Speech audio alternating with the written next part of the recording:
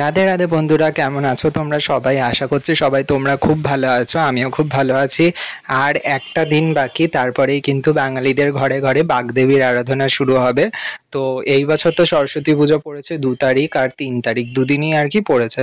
তো অনেক মানুষই 2 তারিখে করছে, আবার অনেকেই যারা আর কি, যেহেতু 3 তারিখটা খুব তাড়াতাড়ি ছেড়ে যাচ্ছে তিথি, ওই কারণে সবাই হয়তো 3 তারিখ করে উঠতে পারবে না পুজো, তাই সব ম্যাক্সিমাম লোকই 2 তারিখেই করছে পুজোটা।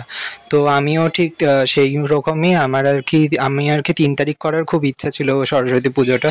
কিন্তু ব্রাহ্মণকে আর কি যখন বলতে গেছি, তো তিনি আর কি বললো যে তার আর কি 3 তারিখে হবে না, সব বুক হয়ে গেছে, যা কোন কোন বাড়িতে আর কি পুজো করবে, তাই আমাদের টাইম দিয়েছে 2 তারিখেই। তো 2 তারিখেই তাই, অর্থাৎ কালকে আমার ঘরে কিন্তু সরস্বতী পুজো হবে।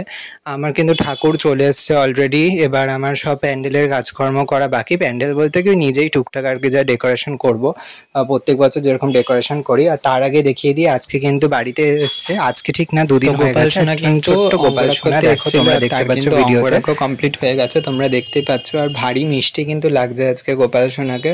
তোমরা দেখো, তোমাদেরকে তো আমি গোপাল সোনার অঙ্গরাগের আগের লুকটাও দেখালাম, পরের লুকটাও দেখালাম, খুবই সুন্দর লাগছে। আর এটা কিন্তু বৃন্দাবন স্টাইলের অঙ্গরাগ, তোমরা দেখো, জাস্ট অপূর্ব লাগছে সত্যি বলতে। আর সব গোপালদের মাঝখানেই কিন্তু ও বসে রয়েছে।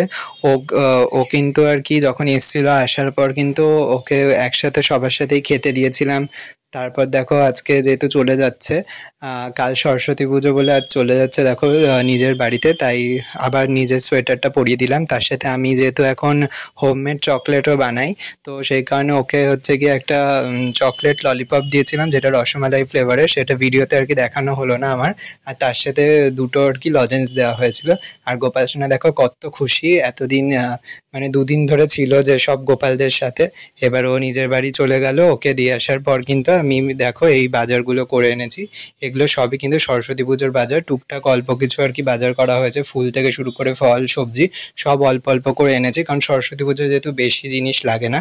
আর আজকের ব্লগটা এটুকুনি রাখছি, দেখা হচ্ছে অন্য ব্লগে। রাধে রাধে।